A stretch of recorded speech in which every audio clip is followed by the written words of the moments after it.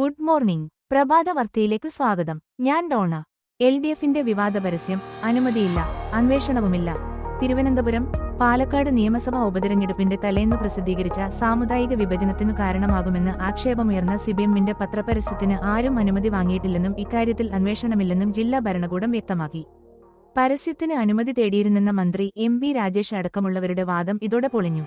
സരിൻ തരംഗം എന്ന തലക്കെട്ടോടെ സുപ്രഭാതം, സിറാജ് പത്രങ്ങളിൽ കഴിഞ്ഞ 19-ന് വന്ന പരസ്യത്തിന് രാഷ്ട്രീയ പാർട്ടികളോ സ്ഥാനാർത്ഥികളോ അടക്കം ആരും അനുമതി വാങ്ങിയിട്ടില്ലെന്നു വിവരാവകാശ നിയമപ്രകാരം പാലക്കാട് ജില്ലാ ഇൻഫർമേഷൻ ഓഫീസറാണ് വെളിപ്പെടുത്തിയത്. ഇക്കാര്യത്തിൽ പരാതി ലഭിച്ചിട്ടില്ലെന്നും അന്വേഷണമൊന്നും നടക്കുന്നില്ലെന്നും മറുപടിയിലുണ്ട്. പരസ്യം പ്രസിദ്ധീകരിച്ച പത്രങ്ങളുടെ പ്രതിനിധികളെ കലക്ടറേറ്റിൽ വിളിച്ചുവരുത്തി മൊഴിയെടുത്തിട്ടും അന്വേഷണം നടക്കുന്നില്ലെന്ന ജില്ലാ ഭരണകൂടത്തിന്റെ മറുപടി LDFന്റെ പെരുമാറ്റച്ചട്ട ലംഘനം തേച്ചുമായ്ച്ചു കളയാനുള്ള നീക്കത്തിന്റെ ഭാഗമാണെന്നാണ് സൂചന. പരാതി കിട്ടാത്തതിനാൽ ജില്ലാ തിരഞ്ഞെടുപ്പ് ഓഫീസറായ കലക്ടറോ അവരുടെ കീഴിലെ ആരെങ്കിലുമോ അന്വേഷണം നടത്തിയിട്ടില്ലെന്നാണ് ഉദ്യോഗസ്ഥരുടെ വാദം. പരസ്യം സംബന്ധിച്ചു വരണാധികാരിക്കു പരാതി നൽകിയിരുന്നതായി UDF പാലക്കാട് ചെയർമാൻ മരക്കാർ മാരായമംഗലം പറഞ്ഞു. കാസ്ബിൽ നിന്ന് പുറത്തായി, ചികിത്സ ലഭിക്കാതെ വയോജനങ്ങൾ വലയുന്നു.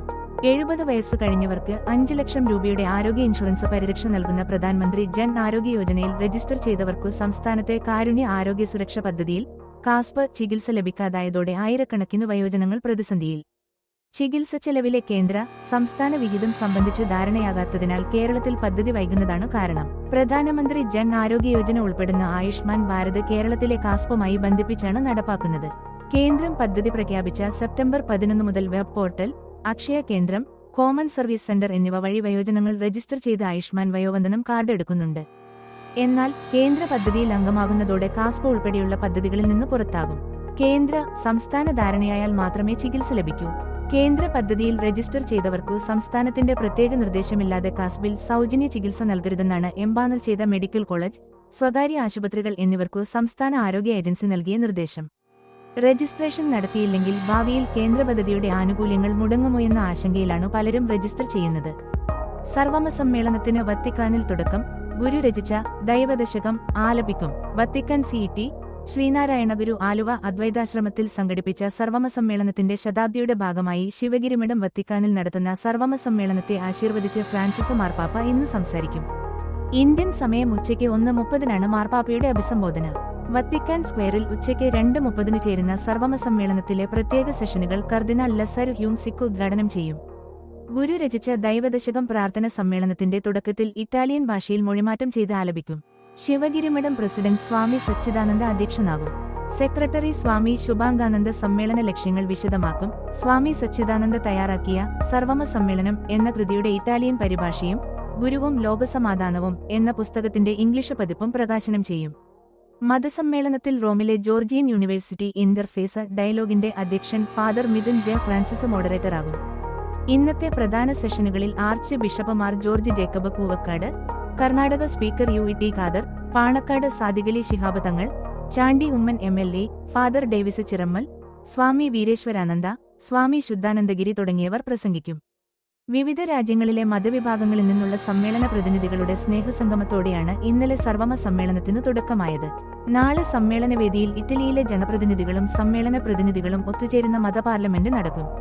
5 ദിവസം ശക്തമായ മഴയ്ക്ക് സാധ്യത. 7 ജില്ലകളിൽ നാളെ ഓറഞ്ച് അലർട്ട്.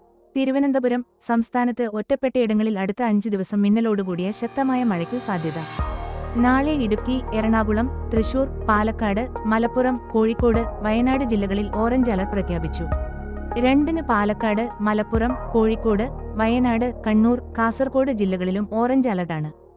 കോട്ടയം, ആലപ്പുഴ, എറണാകുളം, തൃശൂർ, പാലക്കാട്, മലപ്പുറം ജില്ലകളിൽ ഇന്ന് യെല്ലോ അലർട്ടാണ്. നാളെ കോട്ടയം, പത്തനംതിട്ട, ആലപ്പുഴ, കണ്ണൂർ, കാസർകോട് ജില്ലകളിലും. ഗാസയിൽ ആശുപത്രിക്ക് നേരെ വീണ്ടും ആക്രമണം. 30 പേർ കൊല്ലപ്പെട്ടു. കൈറോ, ഗാസയിൽ ഇസ്രയേൽ കഴിഞ്ഞ ദിവസം രാത്രി നടത്തിയ ആക്രമണത്തിൽ 30 പേർ കൊല്ലപ്പെട്ടു. നുസറത്ത് ക്യാമ്പിലുണ്ടായിരുന്നവരാണ് കൊല്ലപ്പെട്ടവരിൽ അധികം പേരും.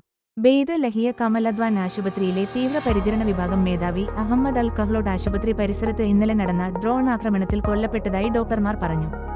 ആശുപത്രി ഡയറക്ടർക്കും 12 ആരോഗ്യപ്രവർത്തകർക്കും ഈ ആഴ്ച ആദ്യം നടന്ന ആക്രമണത്തിൽ പരുക്കേറ്റിരുന്നു. മരുന്നിന്റെയും ഭക്ഷണത്തിന്റെയും ക്ഷാമത്തെ തുടർന്നു ആശുപത്രി പ്രവർത്തനം പ്രതിസന്ധിയിലാണ്. ജനങ്ങളെ പൂർണ്ണമായി ഈ മേഖലകളിൽ നിന്ന് ഒഴിപ്പിക്കാനുള്ള നീക്കത്തിന്റെ ഭാഗമായാണ് ആരോഗ്യപ്രവർത്തകർക്കു നേരെയുള്ള ആക്രമണമെന്നു ആരോപണമുണ്ട്.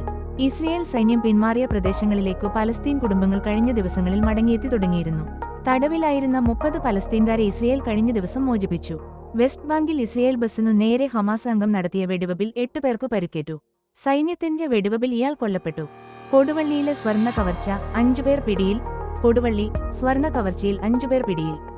രമേശ്, വിപിൻ, ഹരീഷ്, ലതീഷ്, വിമൽ എന്നിവരാണ് പിടിയിലായത്. ഇവരെ വിശദമായി ചോദ്യം ചെയ്തു വരികയാണ്. പാലക്കാട്, തൃശൂർ ഭാഗങ്ങളിൽ നിന്നായി പ്രത്യേക അന്വേഷണ സംഘമാണ് ഇവരെ കസ്റ്റഡിയിലെടുത്തത്. സ്കൂട്ടറിൽ വീട്ടിലേക്ക് പോവുകയായിരുന്ന ജ്വല്ലറി ഉടമയെ കാറിടിച്ചു വീഴ്ത്തിയായിരുന്നു കവർച്ച. 1.3 കിലോയോളം സ്വർണവും പ്രതികളിൽ നിന്നും കണ്ടെടുത്തു. കൊടുവള്ളി മുത്തമ്പലം സ്വദേശി ബൈജുവാണ് കവർച്ചയ്ക്ക് ഇരയായത്. 2 കിലോയോളം സ്വർണമാണ് നഷ്ടപ്പെട്ടത്. കൊടുവള്ളി മുത്തമ്പലം സ്വദേശി ബൈജുവിന്റെ പക്കൽ നിന്നാണ് കാറിലെത്തിയ 4 സംഘം സ്വർണം കവർച്ച ചെയ്തത്. 2 കിലോയോളം സ്വർണം നഷ്ടപ്പെട്ടിരുന്നു. കവർച്ച ശ്രമം ചെറുക്കാന് ശ്രമിച്ച ബൈജുവിനെ കത്തി കാണിച്ച് ഭീഷണിപ്പെടുത്തിയാണ് സംഘം കടന്നുകളഞ്ഞത്. കഴിഞ്ഞ ദിവസം രാത്രി 10 മണിയോടെ കൊടുവള്ളി മാനുപുരം റോഡിലായിരുന്നു സംഭവം. കൊടുവള്ളിയിലെ വർഷങ്ങളായി ചെറുകിട ജ്വല്ലറി നടത്തുകയും സ്വർണ്ണപ്പണികൾ നടത്തുകയും ചെയ്യുന്ന ബൈജു കടയടച്ച് സ്കൂട്ടറിൽ വീട്ടിലേക്ക് പോകും വഴി പിന്നാലെയെത്തിയ കാറിടിച്ചു വീഴ്ത്തുകയായിരുന്നുവെന്ന് ബൈജു പറയുന്നത്. തെറിച്ചു വീണ ബൈജുവിന്റെ പക്കലുണ്ടായിരുന്ന ബാഗിലെ സ്വർണവുമായി 4 സംഘം കാറിൽ കയറി.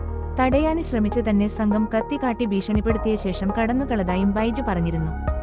മുനമ്പം ജനതയ്ക്ക് ഐക്യദാർഢ്യം KCYM താമരശ്ശേരി രൂപത സംഘടിപ്പിക്കുന്ന 24 മണിക്കൂർ ഉപവാസ സമരം കോടഞ്ചേരിയിൽ ആരംഭിച്ചു. കോടഞ്ചേരി KCYM SMYM താമരശ്ശേരി രൂപത സംഘടിപ്പിക്കുന്ന 24 മണിക്കൂർ ഉപവാസ സമരം കോടഞ്ചേരിയിൽ ആരംഭിച്ചു. വഖഫ് അനിശ്ചിതത്വം അവസാനിപ്പിക്കുക, മുനമ്പം ജനതയ്ക്ക് നീതി നടപ്പിലാക്കുക എന്നീ ആവശ്യങ്ങൾ ഉന്നയിച്ചുകൊണ്ട് ഇന്നലെ വൈകിട്ട് 6:30 മുതൽ ഇന്ന് വൈകിട്ട് 6:30 വരെയാണ് നിരാഹാര സമരം നടത്തുന്നത്. ഉപവാസ സമരത്തിന്റെ ഉദ്ഘാടനം താമരശ്ശേരി വികാരി ജനറൽ മോൺസിങ്ങോർ ജോയ്സ് വയലിൽ നിർവഹിച്ചു. KCYM general secretary Aleena Mathew സ്വാഗതം ആശംസിച്ച ചടങ്ങിൽ KCYM രൂപത പ്രസിഡന്റ് റിച്ചാർഡ് ജോൺ അധ്യക്ഷത വഹിച്ചു. താമരശ്ശേരി രൂപത KCYM ഡയറക്ടർ ഫാദർ ജോബിൻ തെക്കേക്കരമറ്റത്തിൽ ആമുഖപ്രഭാഷണം നടത്തി. സീറോ മലബാർ സഭ വക്താവ് ഡോക്ടർ ചാക്കോ കാളമ്പറമ്പിൽ മുഖ്യപ്രഭാഷണം നടത്തി. കോടഞ്ചേരി സെന്റ് മേരീസ് ഫൊറോന വികാരി father Kuriakose Aikulampil, SMYM global president advocate Sunny Odakkan, SMYM state general secretary Akhil C Jose, KCYM Thamarassery രൂപത വൈസ് പ്രസിഡന്റ് അലൻ ബിന്ദു എന്നിവർ യോഗത്തിന് ആശംസകൾ നേർന്നു. 25 പ്രവർത്തകരാണ് 24 മണിക്കൂർ നിരാഹാര സമരത്തിൽ പങ്കെടുക്കുന്നത്. 24 മണിക്കൂർ നിരാഹാരം അനുഷ്ഠിക്കുന്നവർ KCYM രൂപത പ്രസിഡന്റ് രൂപത Richard John, director father Jobin Thekkekkaramattathil, vice president Alan Biju, treasurer Boney Sunny, Kodanchery unit president Anon Sunil Njarakkattu, രൂപത എക്സിക്യൂട്ടീവ് അംഗങ്ങളായ അബിൻ പാലാട്ട്, ഡെൽബിൻ സെബാസ്റ്റ്യൻ, പെരിന്തൽമണ്ണ മേഖല മുൻ പ്രസിഡന്റ് അമൽ ജോയ് എന്നിവരാണ് നിരാഹാരം അനുഷ്ഠിക്കുന്നത്.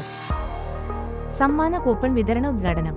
ചെമ്പുകടവ് GUP സ്കൂളിന്റെ സുവർണ വിസ്മയം 50ാം വാർഷികാഘോഷത്തിന്റെ ഭാഗമായുള്ള സമ്മാന കൂപ്പൺ വിതരണോദ്ഘാടനം ഹെഡ്മാസ്റ്റർ സുരേഷ് തോമസ്, പൂർവ്വ വിദ്യാർത്ഥിയും കോടഞ്ചേരി പഞ്ചായത്ത് സ്റ്റാൻഡിംഗ് കമ്മിറ്റി ചെയർമാനുമായ ജോസ് പെരുമ്പള്ളിക്ക് നൽകി നിർവഹിച്ചു. ചടങ്ങിന് PTA പ്രസിഡന്റ് ടോണി PA അധ്യക്ഷത വഹിച്ചു. Shaiju Joseph, Rasheed PK, Mohanan Eramangalam, Shaimon Joseph, Surya CK, Babychan Vattukunnel, മറ്റു അധ്യാപകർ എന്നിവർ പങ്കെടുത്തു. വീടും സ്ഥലവും വിൽപ്പനക്ക്. കോടഞ്ചേരി പഞ്ചായത്തിൽ നാരങ്ങാത്തോട് കൂരോട്ടുപാറ മെയിൻ റോഡ് സൈഡിൽ 10 സെന്റ് സ്ഥലവും 600 സ്ക്വയർ ഫീറ്റ് വീടും വിൽപ്പനക്ക്. നാരങ്ങാത്തോട് പതങ്കിയം വെള്ളച്ചാട്ടത്തിനടുത്ത്. താൽപര്യമുള്ളവർ താഴെ കാണുന്ന നമ്പറിൽ ബന്ധപ്പെടുക. 9449071038 9645425184. വാർത്തകൾ കഴിഞ്ഞു. നമസ്കാരം. വാർത്തകളും പരസ്യങ്ങളും അറിയിക്കുവാൻ വേണ്ടി കോടഞ്ചേരി മീഡിയ അഡ്മിന്മാരെ ബന്ധപ്പെടാവുന്നതാണ്.